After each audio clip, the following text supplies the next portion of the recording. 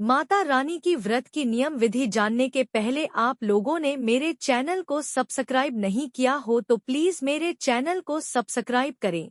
जरूर कर लीजिए। जय माता दी। भक्तों की ओम जयंती मंगला काली भद्रकाली कपालिनी दुर्गा क्षमा शिवा धात्री स्वाहा स्वधा नमोस्तुते। ओम दंग दुर्गाय नमः। आप सभी कोड़ोट आषाढ़ मास की गुप्त नवरात्रि की हार्दिक शुभकामनाएं। मां भगवती जगदम्बा की कृपा सदैव आप और आपके समस्त परिवार पर बनी रहे। दोस्तों, आज की वीडियो में मैं आपसे बात करने वाली हूं आषाढ़ मास की गुप्त नवरात्रि के विषय में।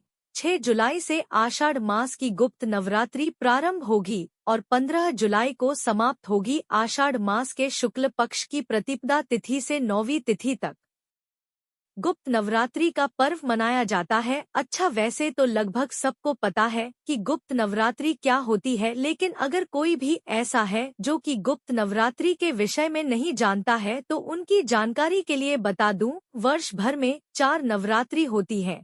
2 प्रकट नवरात्रि और 2 गुप्त नवरात्रि। प्रकट नवरात्रि आप सभी जानते हैं, शारदीय नवरात्रि जो कि आश्विन मास में आती है, और एक नवरात्रि होती है चैत्र मास की जिसे सभी जानते हैं, मनाते भी हैं। 2 नवरात्रि जिसे हम गुप्त कहते हैं, जो कि एक माघ मास के शुक्ल पक्ष में आती है और दूसरी आती है आषाढ़ मास के शुक्ल पक्ष की प्रतिपदा से 9वीं तिथि तक। अब यह जो गुप्त नवरात्रि होती है, इनके विषय में लगभग सभी लोग नहीं जानते हैं। मतलब बहुत ज्यादा लोग अब तो जानने भी लगे हैं, लेकिन फिर भी बहुत से ऐसे लोग हैं जो आज भी गुप्त नवरात्रि के विषय में नहीं जानते हैं। तो गुप्त नवरात्रि जैसा कि नाम से ही पता चलता है, इस समय में जो हम पूजा पाठ करते हैं, मंत्रों का जप करते हैं, माँ की आराधना करते हैं, वह बिल्कुल गुप्त रूप से करते हैं। और गुप्त रूप से की गई साधना से मनोकामना बहुत जल्दी पूरी हो जाती है। माँ और भक्त के बीच में जो भी बातें होती हैं, जो भी हम माँ से कामना करते हैं, जो भी हम उनसे प्रार्थना करते हैं, वह बिल्कुल गुप्त होती है। किसी से भी इस विषय में चर्चा नहीं की जाती। हाँ, अब जैसे कि बहुत से लोगों के प्रश्न आते हैं कि जब हम पूजा पाठ करते हैं तो परिवार के लोगों को तो पता चल ही जाएगा, तो क्या इससे हमारी पूजा का फल नहीं मिलता? देखिए, आपके परिवार में आप पूजा कर रहे हैं तो पता तो सबको चलेगा ही, बल्कि आपको सबको कह के पूजा करवानी भी चाहिए परिवार में। ठीक है, इससे फर्क नहीं पड़ता। फर्क कब पड़ेगा? जबकि आप कोई मंत्र जप करते हैं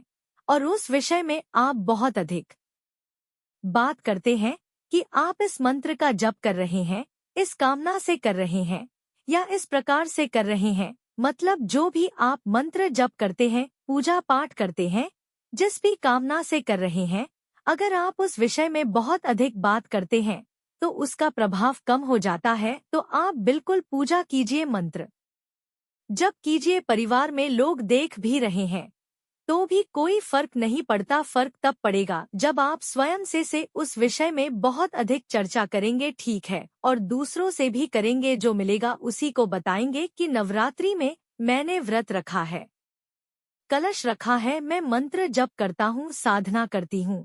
इस प्रकार की क्रियाएं जब होती हैं तो हमारी पूजा का मंत्र का प्रभाव कम हो जाता है और हमें उसका पूरा फल नहीं मिल पाता है। तो कहने का मतलब है कि गुप्त नवरात्रि की जो साधना होती है बिल्कुल साधक और माँ दुर्गा के बीच में ही होती है। इसके अलावा कोई भी उस साधना को ना जाने, बस इस बात का आपको ध्यान रखना है, ठीक है। बाकी आप घर में पूजा करते हैं, लोग देख रहे हैं, इससे आपको कोई परेशानी नहीं होने वाली है। हाँ, आप चाहे तो अपने पति या पत्नी को बता सकते हैं, क्योंकि पति और पत्नी कभी भी अलग नहीं होते हैं, एक ही होते हैं।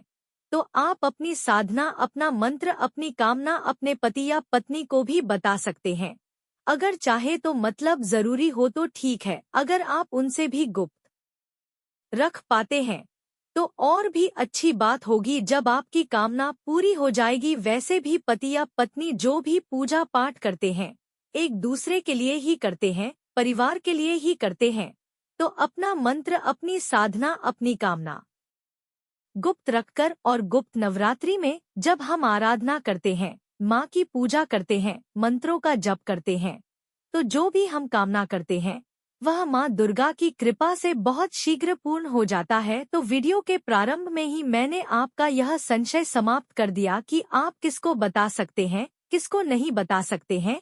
ठीक है, अब बात कर लेते हैं कि आषाढ़ मास के शुक्ल पक्ष की प्रतिपदा तिथि कब प्रारंभ होगी, कब समाप्त होगी और कलश की स्थापना करने का शुभ मुहूर्त क्या है। देखिए, आषाढ़ मास के शुक्ल पक्ष की प्रतिपदा तिथि प्रारंभ हो रही है 6 जुलाई को, यानी कि शनिवार के दिन। तो देखिए, प्रतिपदा तिथि प्रारंभ हो रही है 6 जुलाई को सुबह 4:02 पर और समाप्त होगी 7 जुलाई को सुबह 4:02 पर। तो सूर्योदय कालीन तिथि के अनुसार 6 जुलाई 2024 शनिवार कोडोट पहला नवरात्रि होगा और नवरात्रि के पहले दिन घट स्थापना होती है, कलश की स्थापना की जाती है। तो कलश की स्थापना करने का जो शुभ मुहूर्त है सुबह 5:29 से सुबह 10:07 तक, कुल अवधि होगी 4 घंटे 38 मिनट की। तो इसी समय में कलश की स्थापना आप कर सकते हैं। मान लीजिए कि आप इस समय में नहीं भी कर पाते हैं तो 1158 से और दोपहर 12:54 तक यह अभिजीत मुहूर्त का समय रहेगा और कुल अवधि रहेगी 56 मिनट की। तो यह 56 मिनट यानी कि लगभग 1 घंटे का समय है, जिस समय में आप चाहे तो कलश की स्थापना कर सकते हैं।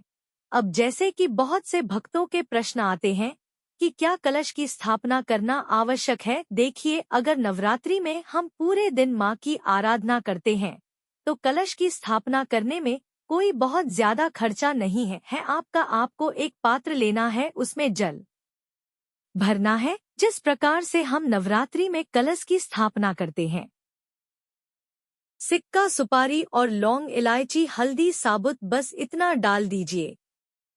5 चीजें और डालकर आप कलश की स्थापना कर दीजिए। पंच पल्लव, अगर आपके पास हो आम के पत्ते या अशोक के पत्ते या फिर पान के पत्ते, इनका प्रयोग कर सकते हैं। इसके ऊपर ही आपको एक पूर्ण पात्र रखना है, मतलब एक कोई भी प्लेट रख दीजिए, कटोरी रख दीजिए या फिर मिट्टी का पात्र रख दीजिए, उसमें चावल भरकर और उसी के ऊपर नारियल की स्थापना कर दीजिए। कलश की स्थापना करने से पूजा का कई गुना फल हमें प्राप्त हो जाता है, क्योंकि कलश की स्थापना जब हम करते हैं तो संकल्पित हो जाती है हमारी पूजा और फिर देवता हमारी पूजा की रक्षा करते हैं। ठीक है, तो किसी भी प्रकार की विघ्न बाधा नहीं आती है अगर हम कलश की स्थापना करके और संकल्प के साथ अपनी पूजा का प्रारंभ करते हैं। तो वैसे तो कलश की स्थापना करें तो अत्यंत ही श्रेष्ठ होगा, लेकिन मान लीजिए कि आप कलश की स्थापना नहीं कर पा रहे हैं किसी भी कारणवश, तो भी परेशान होने की आवश्यकता नहीं है। आप बिना कलश की स्थापना किए भी पूजा कर सकते हैं, कोई दिक्कत नहीं है। सुबह शाम दोनों समय आपको पूजा करना है, मतलब सुबह और शाम की पूजा अत्यंत अनिवार्य है। सुबह और शाम दोनों समय माँ की आरती की जाएगी। सुबह और शाम दोनों समय माँ के निमित्त आप भोग लगाएंगे और घर में धुनी करेंगे। ठीक है, अच्छा धुनी करने के लिए आपको बहुत कुछ नहीं चाहिए होता है, आपको लोबान चाहिए और इसके साथ ही आपको थोड़ा सा गगल चाहिए और गाय के गो के कंडे मिल जाते हैं। प्रज्वलित करके और एक पात्र में उसे रख दीजिए, उसी के ऊपर थोड़ा सा गगल और लोबान रखकर और इसे धुनी के स्वरूप में पूरे घर में घुमा दीजिए। इससे आपके घर में किसी भी प्रकार की नकारात्मक ऊर्जा नहीं आती है और देवी देवताओं की विशेष कृपा आपको प्राप्त होती है और हाँ, पितरों की कृपा भी प्राप्त हो जाती है जब घर में धुनी की जाती है। तो वैसे तो धुनी करना आसान है, कोई मुश्किल नहीं है। मान लीजिए आप नहीं कर पाते हैं तो ऐसी अवस्था में कपूर और लौंग प्रज्वलित करके भी पूरे घर में आप घुमा सकते हैं। उसी से माँ की आरती कर लीजिए कपूर और लौंग से और फिर उसे पूरे घर में आप घुमाइए, जिससे कि घर में सकारात्मक ऊर्जा हमेशा आपके घर में बनी रहे। ठीक है, तो कपूर और लौंग तो आपको सुबह और शाम दोनों समय प्रज्वलित करना जरूरी है, लेकिन अगर आप धुनी करते हैं तो एक समय भी चाहे सुबह या फिर शाम किसी भी समय कर सकते हैं।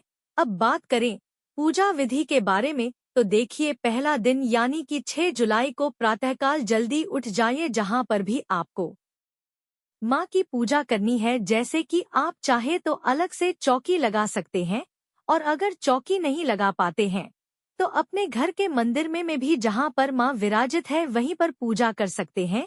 ठीक है, तो चौकी लगाना ना लगाना यह पूरी तरह से आपकी अपनी इच्छा पर निर्भर करता है। नवरात्रि से एक दिन पहले घर के मंदिर की साफ सफाई कर लीजिए। जहाँ पर भी आपको पूजा करना है उस स्थान की साफ सफाई कर लीजिए। अपने घर की भी पूरी तरह से अच्छी तरह से साफ सफाई कर लीजिए, क्योंकि पूरे 9 दिनों के लिए, या यूँ कह कि इस बार तो नवरात्रि 10 दिन की है, तो पूरे 10 दिनों के लिए माँ दुर्गा का आगमन आपके घर में हो रहा है। तो आपके घर में माँ विराजित हो रही है पूरे 10 दिनों के लिए। ऐसी अवस्था में अष्या के दिन ही अपने घर की साफ सफाई कर लीजिए, अपने घर के मंदिर की साफ सफाई कर लीजिए, और फिर सुबह यानी कि नवरात्रि के पहले दिन स्नान इत्यादि करने के बाद आप कलश की स्थापना कर लीजिए, या फिर बिना कलश की स्थापना भी पूजा करना चाहते हैं तो सुबह जल्दी उठकर और घर के मंदिर में धूप दीप जलाकर और माँ की आराधना कर लीजिए। अच्छा, पूजा की विधि बिल्कुल वही होती है जिस प्रकार से हम नवरात्रि में करते हैं।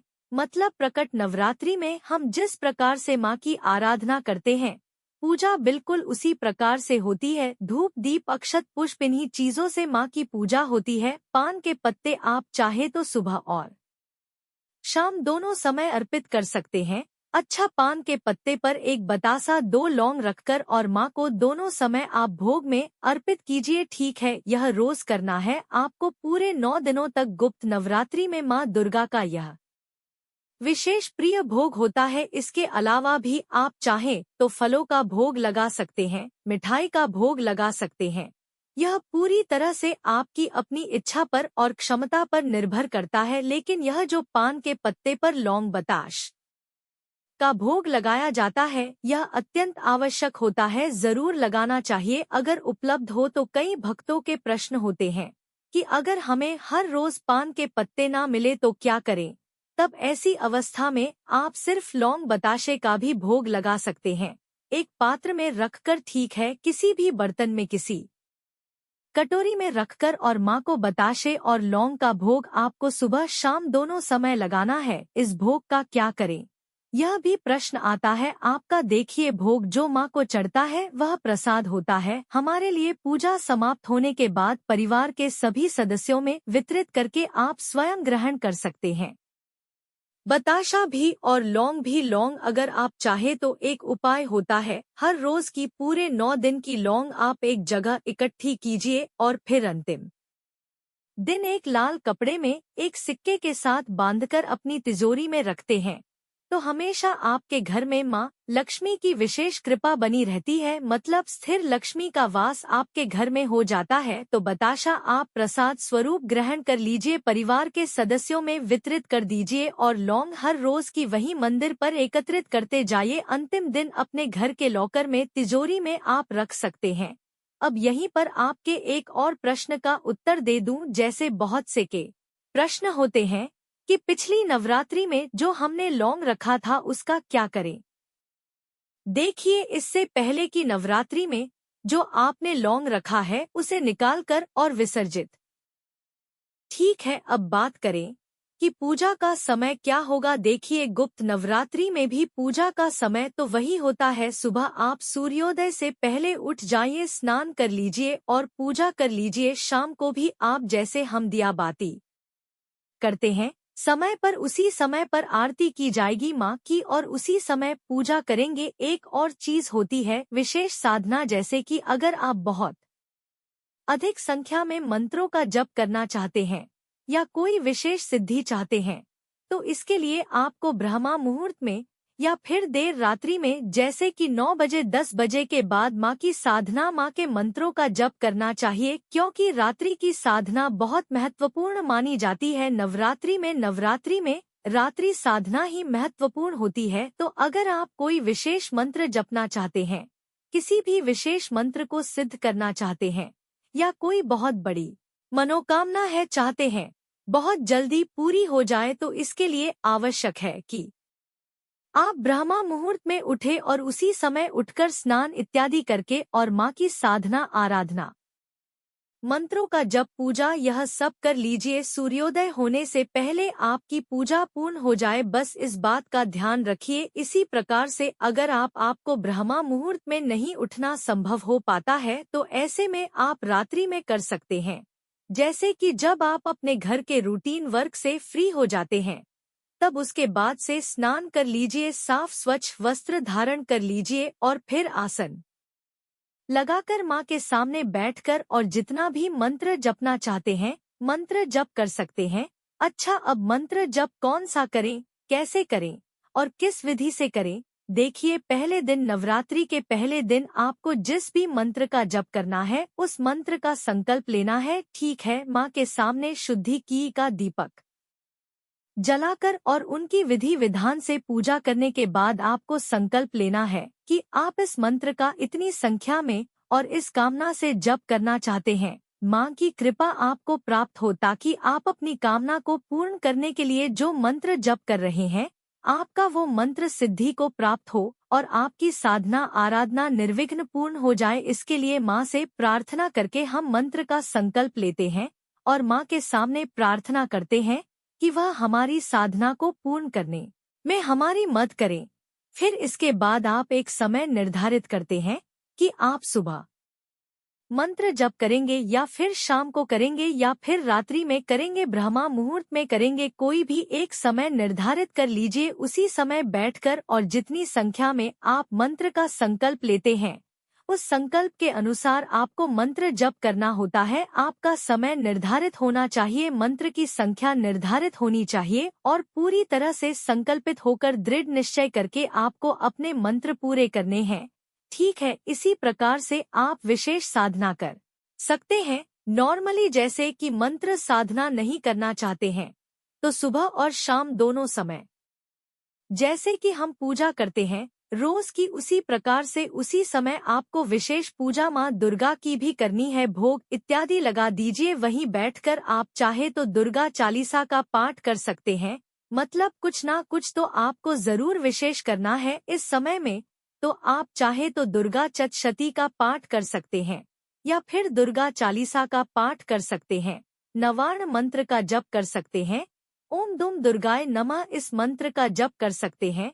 लक्ष्मी प्राप्ति की कामना है, अगर विशेष लक्ष्मी सिद्धि चाहते हैं तो माँ लक्ष्मी के किसी भी मंत्र को आप जपना प्रारंभ कीजिए। चाहे आप श्रीम एकाक्षरी मंत्र ले लीजिए और इसी मंत्र को अधिक से अधिक संख्या में जप कर लीजिए, ठीक है। मतलब जितना भी आपसे संभव हो उतनी संख्या में मंत्र जप कीजिए। यह नवरात्रि मंत्रों के लिए ही होती है। इस समय में आप जितनी साधना करते हैं उतना ही अधिक आपको फल प्राप्त होता है और इस नवरात्रि में जपे गए मंत्र बहुत जल्दी सिद्धि को प्राप्त हो जाते हैं और कामनाओं को पूर्ण करते हैं।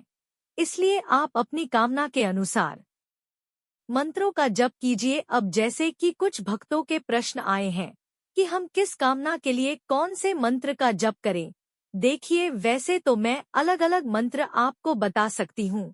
जैसे कि आप लक्ष्मी जी के लिए लक्ष्मी मंत्र का जप कीजिए, जैसे मैंने अभी आपको बताया श्रीम का जप कर सकते हैं, ओम श्रीम श्रीय नमः इस मंत्र का जप कर सकते हैं। श्री सूक्त का पाठ आप कर सकते हैं, कनकधारा का पाठ आप कर सकते हैं। अपनी इच्छा के अनुसार सुबह और शाम देख लीजिए 16 पाठ कर लीजिए, 21 पाठ कर लीजिए या फिर आप 5 पाठ भी कर सकते हैं।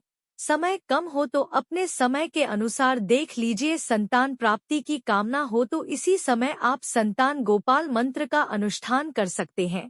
विवाह की मनोकामना है तो कात्यायनी माता के मंत्रों का जप कीजिए। जैसे कि अगर आप कन्या है और आपको वर की कामना है, योग्य वर की कामना है, तो आपको कात्यायनी माता के इस मंत्र का जप करना है। कात्यायनी महामाये महायोगी धी शबरी नंद गोप सतम देवी पति में कुड़ते नमा इस मंत्र का जप आपको करना है। और अगर आपको सुंदर और योग्य पत्नी की कामना है तो ऐसे में आपको इस मंत्र का जप करना है। पत्नी मनोरमाम देही मनोवृत्ता अनुसार तार दुर्ग संसार सागर कुलो भवाम, यह दोनों मंत्र दुर्गा शती के मंत्र हैं। इन मंत्रों को जपने से योग्य जीवन साथी की प्राप्ति होती है। ठीक है, योग्य जीवन साथी की, जो कि माँ भगवती को पता होता है कि आपके लिए योग्य क्या होता है। ठीक है, तो माँ पर भरोसा करके आप इस मंत्र का जप कर सकते हैं। अगर आप विद्यार्थी हैं, शिक्षा में सफलता पाना चाहते हैं, तो इसी समय में नवरात्रि में आप माँ सरस्वती के बीज मंत्र का जप कर सकते हैं।